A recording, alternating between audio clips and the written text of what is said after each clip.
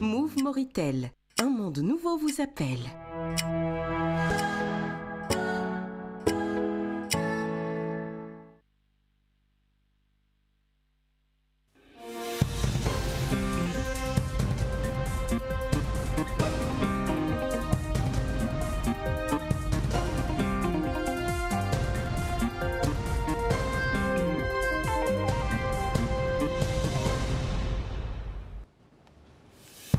Le président de la République arrive à Paris pour une visite d'État en France.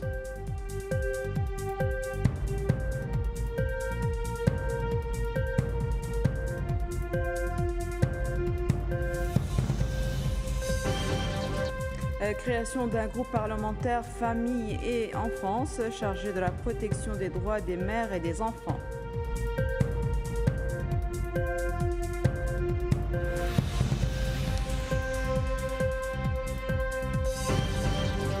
La ministre de l'Éducation et de la réforme du système d'enseignement effectue une visite d'inspection à l'Institut de promotion et d'enseignement des langues nationales de Nouakchott.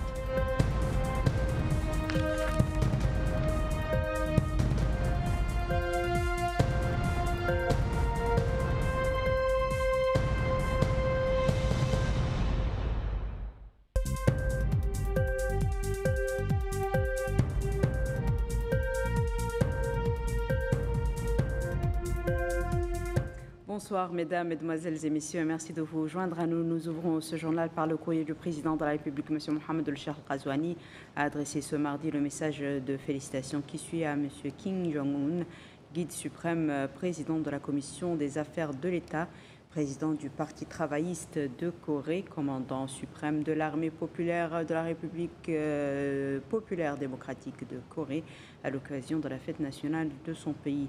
Excellence, à l'occasion de la fête nationale de votre pays, j'ai le plaisir de vous adresser mes plus chaleureuses félicitations et de souhaiter au peuple ami de la République populaire démocratique de Corée toujours plus de progrès et de prospérité.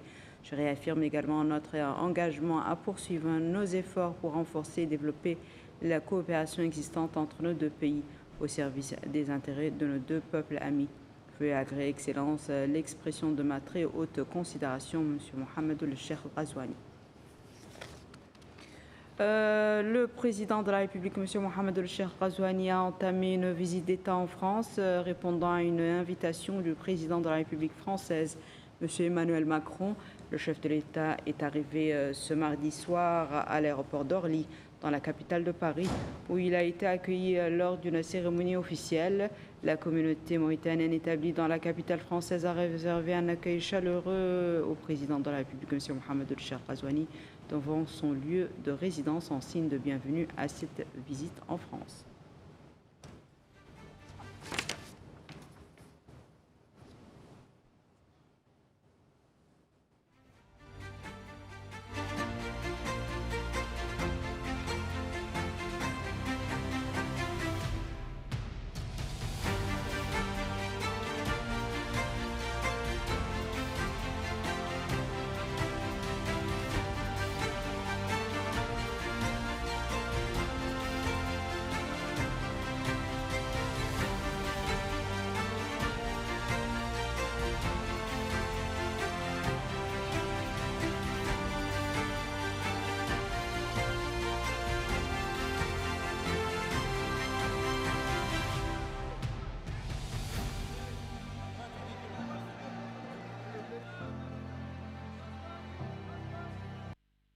Le président de la République, M. Mohamed El-Cheikh Ghazouani, avait quitté Nouakchott ce matin à destination de Paris dans le cadre d'une visite d'État à l'invitation du président français, M. Emmanuel Macron. Le président de la République a été salué à son départ à l'aéroport international de Nouakchott-Moutounsi par le Premier ministre, M. Mokhtar Ould-Diaye, le ministre secrétaire général de la présidence de la République, M. Mohamed Laghdaf, ainsi que les ministres conseiller à la présidence de la République, M. Mohamed Mahmoud El-Cheikh Abdallah Ben Boye et Mme Aïssata Bayahia. Il a également été salué par le ministre de la Justice, M. Mohamed El-Souedat, le ministre de la Défense, des Affaires des retraités, des enfants, des martyrs, M. Hanan El-Sidi, ainsi que le ministre de l'Intérieur, de la Promotion et de la Décentralisation et du Développement local, M. Mohamed Ahmed El-Mohamed Lemine. Était également présent le chef d'état-major particulier du président de la République, le général de division Mohamed El-Mokhtar, Cheikh Oulmani, le wali de Nouakchott-Ouest, Hamoud El-Mohamed, ainsi que la présidente de la région de Nouakchott, Mme Fatima Toumta Abdelmalik. Le président de la République est accompagné d'une importante délégation comprenant Mme Marem Fadlda, première dame, M. Nani Chroura, ministre chargé du cabinet du président de la République, M. Mohamed Salmi Merzoug, ministre des Affaires étrangères, de la coopération africaine et des Mauritaniens de l'extérieur, M. Abdallah El-Sulman Cheikh Sidiya, ministre des Affaires économiques et du développement, M. Mokhtar Ahmed Boussef, ministre des Pêches et des Infrastructures maritimes et portuaires, M. Sidney Sornaf, vice-président de l'Assemblée nationale, M. Mohamed Yahya Ould-Teis, ambassadeur de la Mauritanie à Paris, Mme Koumbaba, envoyé spécial du président de la République auprès de la francophonie, M. Harouna Traoré, chargé de mission à la présidence de la République, M. Sid Ahmed Ould-Reis, conseiller à la présidence de la République, M. Ahmed Babo El-Aleye, chargé de mission à la présidence de la République, M. Selmou Mohamed Mbouadi, conseiller à la présidence de la République, et M.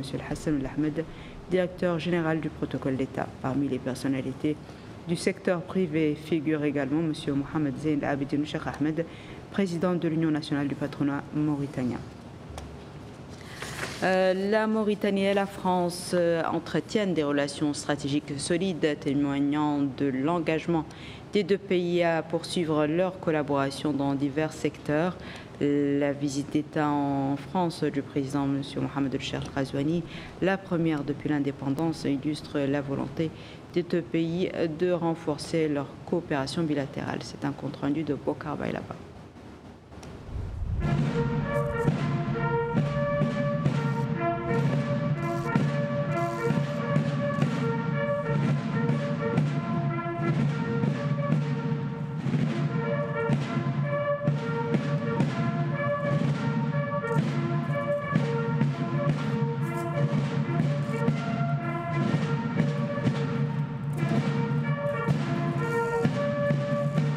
Le président de la République, M. Mohamed El-Cheikh Ghazouani, entame une visite d'État en France à l'invitation de son homologue Emmanuel Macron. Il s'agit de sa deuxième visite d'État dans ce pays. L'arrivée du président de la République, marquée par un accueil protocolaire de haut niveau, souligne la volonté des deux pays de réaffirmer un partenariat stratégique. Les relations entre la Mauritanie et la France sont dynamiques. Sur le plan économique, cette visite vise à repositionner la coopération franco-mauritanienne dans une logique de partenariat renouvelé, en phase avec les priorités de développement de la région. D'ailleurs, cette coopération couvre plusieurs domaines: éducation, santé, énergie, pêche, eau, environnement, sécurité, commerce, avec en toile de fond l'Agence française de développement. Les échanges entre les deux dirigeants devraient également s'articuler autour des grands enjeux sécuritaires, en particulier la lutte contre le terrorisme, la gestion des flux migratoires et le renforcement des dispositifs de coopération régionale. En somme, la position géographique de la Mauritanie en interface entre le Maghreb et l'Afrique subsaharienne en fait un acteur clé dans la gestion de ces défis transfrontaliers. Un groupe parlementaire pour la famille et l'enfance a été créé aujourd'hui au sein de l'Assemblée nationale. Ce groupe parlementaire travaille à l'élaboration d'un cadre législatif complet pour la protection des familles et des enfants en phase avec l'évolution de la société. Retour à Bokar Bailaba. Dans son intervention, la vice-présidente de l'Assemblée nationale, Mme Aghliyou Amman Eznan, a souligné l'importance de ce groupe parlementaire qui s'attachera désormais à accompagner les efforts de l'État dans la promotion féminine et des questions touchant les enfants.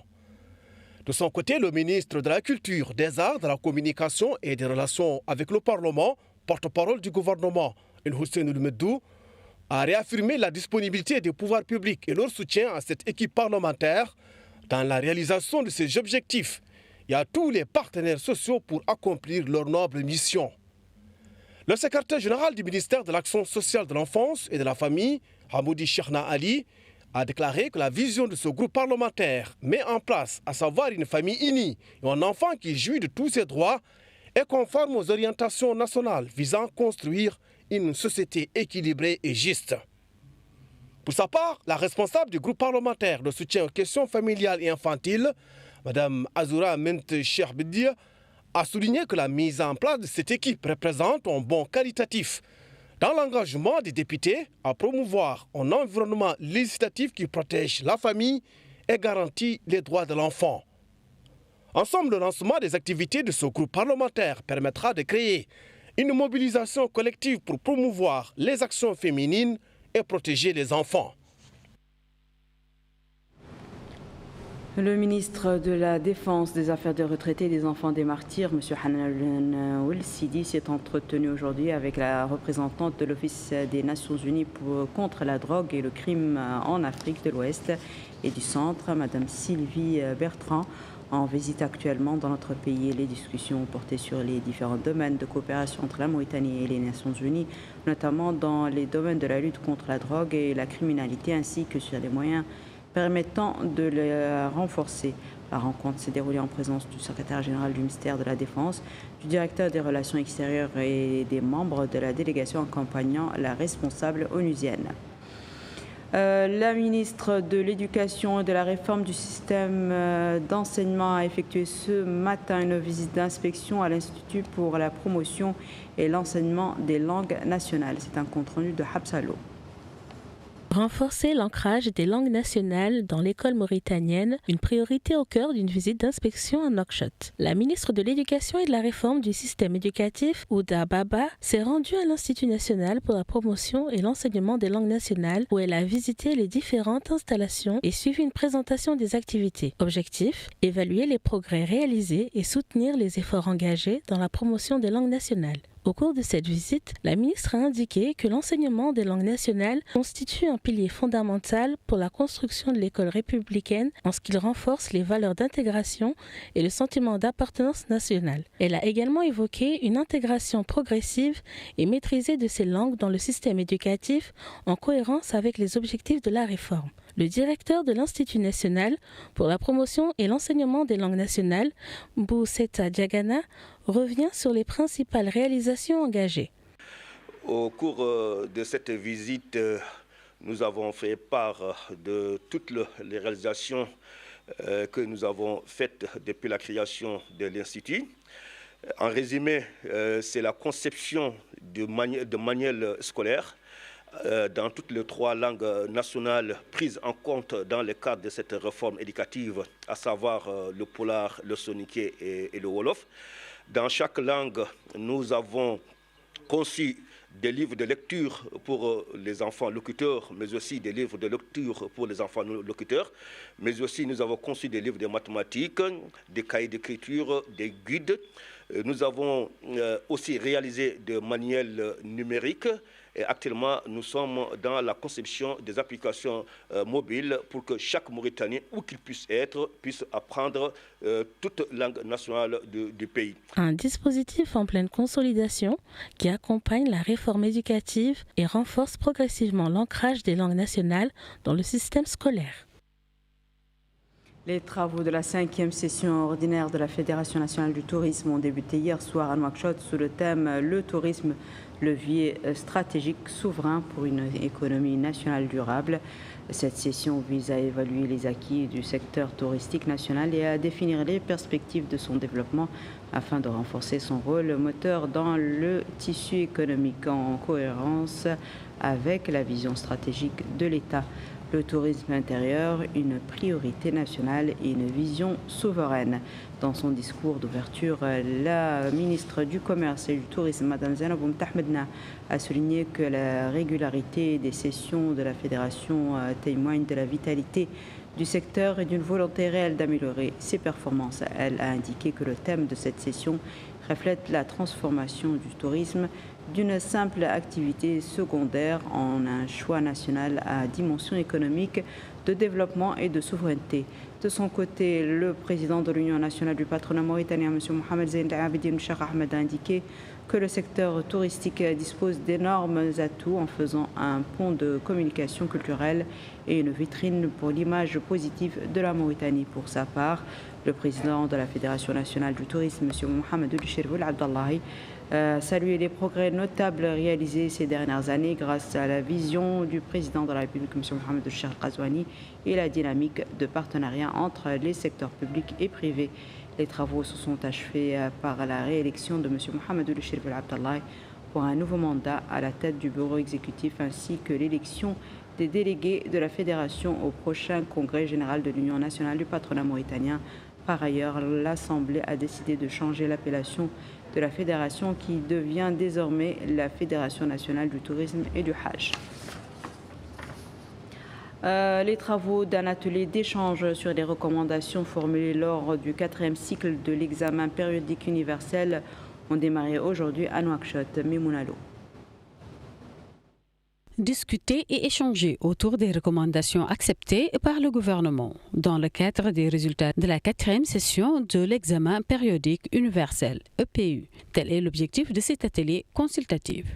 Il est organisé par la Commission des droits de l'homme, de l'action humanitaire et des relations avec la société civile. Dans son allocution, le commissaire adjoint Hadrami Wadda Mahmoud a souligné que l'atelier s'inscrit dans une volonté politique forte traduite par les directives de son Excellence le Président de la République, M. Mohamed Ould Cheikh Al Ghazouani, et les efforts du gouvernement pour consolider l'état de droit et promouvoir la bonne gouvernance. Il a précisé que cette rencontre constitue une étape cruciale pour protéger et promouvoir les droits humains en favorisant l'échange de recommandations et la coordination des politiques publiques concernées. Pour sa part, le représentant du Haut Commissariat des Nations Unies aux droits de l'homme a déclaré: L'examen périodique universel constitue un mécanisme unique, fondé sur le dialogue et la coopération, qui permet à chaque État de renforcer ses politiques publiques au bénéfice de ses citoyens. Comme vous le savez, la Mauritanie a été examinée cette année par ce mécanisme de l'EPU, et sur les 271 recommandations reçues des organes de traité et de l'EPU, 229 ont été acceptées, soit 84,5%, et 3 sont acceptés en partie. Cet atelier a permis aux participants de partager leur point de vue et d'échanger sur les mécanismes de mise en œuvre des recommandations à travers divers programmes et politiques publiques concernés. La Commission nationale des droits de l'homme, par l'intermédiaire d'une équipe multidisciplinaire dirigée par son président Al-Bakr Abdelmalek, a effectué hier une visite de terrain auprès de 2 parlementaires détenus, Mme Mariam Cherdieng et Qamou Achour Salem, dans le délai légal de leur détention provisoire, afin d'évaluer leurs conditions de détention et les circonstances de leur arrestation. La délégation a rencontré les autorités de sécurité responsables de leur détention et a constaté les conditions de leur confinement. Celles-ci ont été jugées convenablement avec la présence d'une agente de sécurité conformément au principe de prise en compte des besoins spécifiques des femmes. Les autorités de sécurité ont confirmé que les 2 détenus bénéficient de bonnes conditions sanitaires et alimentaires. Les administrations des 2 institutions prennent en charge ces besoins essentiels et les fournissent conformément aux demandes des détenus quant à la quantité, au type et à la qualité. Au terme de cette visite, le président de la Commission a souligné que l'utilisation de l'espace public est régie par des lois que chacun doit respecter, quel que soit son statut ou sa position. Le docteur Al-Bakr Abdelmalek a fait remarquer que l'offense au président de la République constitue une offense à l'ensemble du peuple qui l'a élu et aux institutions constitutionnelles, car le président n'est pas une personne ordinaire, mais une personnalité morale, dépositaire de la volonté du peuple mauritanien tout entier par le mandat qui lui a été confié. Et le président de la Commission de souligner que toute atteinte à la personne du président de la République, matérielle ou morale, est donc une atteinte à la volonté générale du peuple. De plus, le principe du respect de la dignité de toute personne doit être observé, quelle que soit sa position ou son statut, a-t-il ajouté. Le siège du parti Al-Insaf à Tavrarzena a abrité ce mardi matin une réunion de concertation entre une délégation de l'Observatoire national des droits de la femme et de la fille conduite par sa présidente, Mme Fatima Mohamed Emine Ndiane, avec le président du parti l'Insaf, M. Mohamed Bilal Massoud, ainsi qu'un certain nombre de cadres du parti. Cette rencontre s'inscrit dans le cadre du renforcement de la coordination et de la concertation autour des questions relatives aux droits de la femme et de la fille, ainsi que de la recherche des moyens susceptibles de soutenir leur autonomisation et de renforcer leur participation dans les différents domaines de la vie nationale, notamment dans la perspective du dialogue national attendu. Dans une déclaration à l'issue de la réunion, la présidente de l'Observatoire a précisé que cette rencontre s'inscrit dans une série de concertations initiées par l'Observatoire avec les coordinations des partis politiques concernés par le dialogue national. Elle a indiqué qu'un ensemble de messages a été présenté à cette occasion, ayant suscité une première interaction de la part de la coordination des partis de la majorité. De son côté, la présidente de la Commission nationale des femmes du parti l'Insaf, Mme Moutam Telhaj, a affirmé la pleine disponibilité du parti à coopérer avec l'Observatoire et l'ensemble des acteurs en soutien à l'autonomisation des femmes, soulignant que les engagements pris lors de la réunion seront traduits en actions concrètes visant à renforcer la place des femmes et à garantir leur participation effective dans tous les domaines. Les travaux d'un atelier sur l'adoption de procédures pour les enchères des produits d'hydrogène vert et de ses dérivés ont démarré mardi à Nouakchott. La rencontre organisée par le ministère de l'Énergie et du Pétrole en collaboration avec la Banque africaine de développement.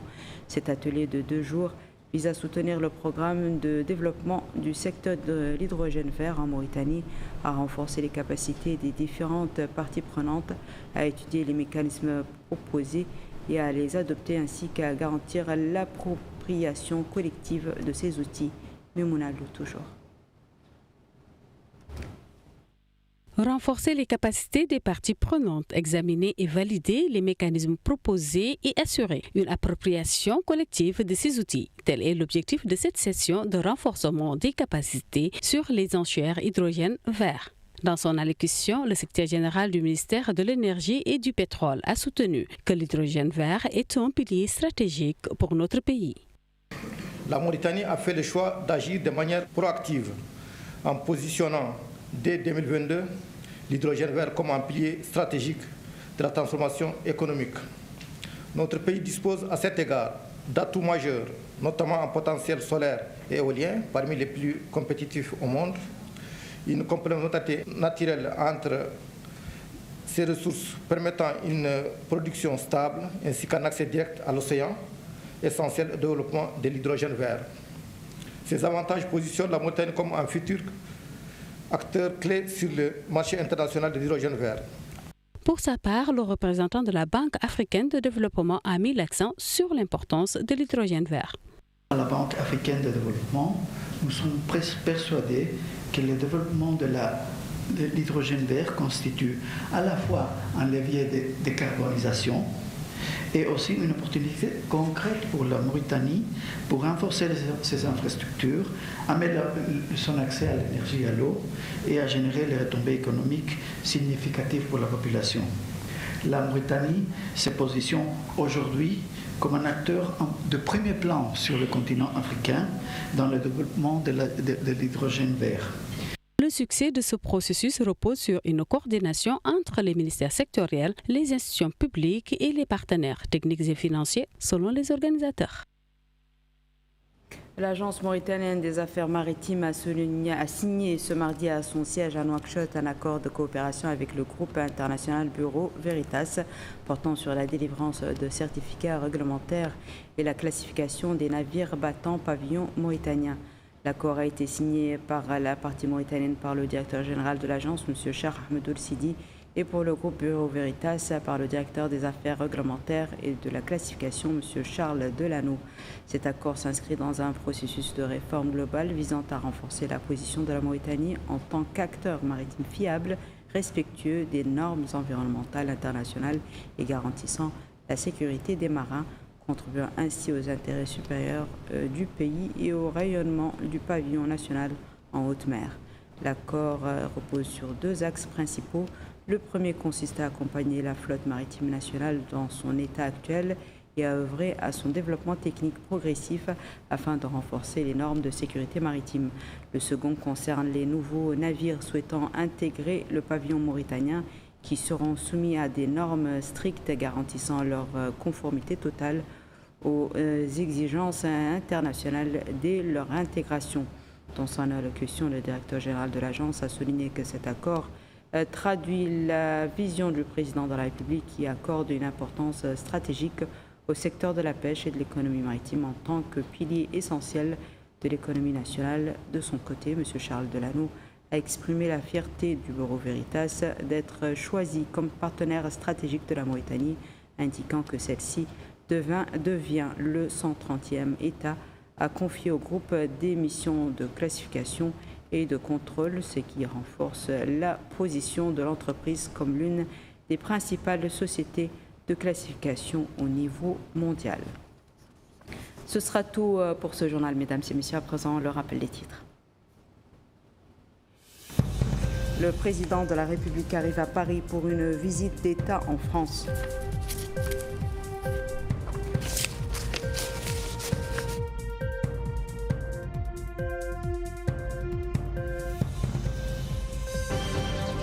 Création d'un groupe parlementaire famille et enfance chargé de la protection des droits des mères et des enfants.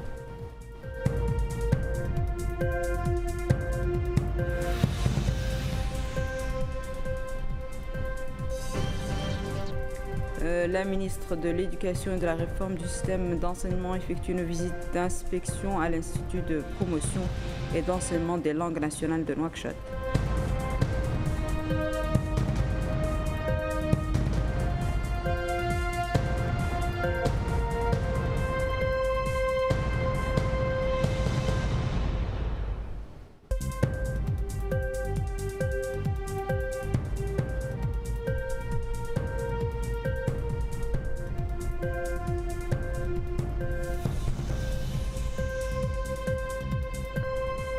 C'est la fin de ce journal, mesdames et messieurs. Merci à vous de nous avoir suivis. Merci de votre fidélité. Je vous souhaite une excellente suite de programme sur le Mauritanie.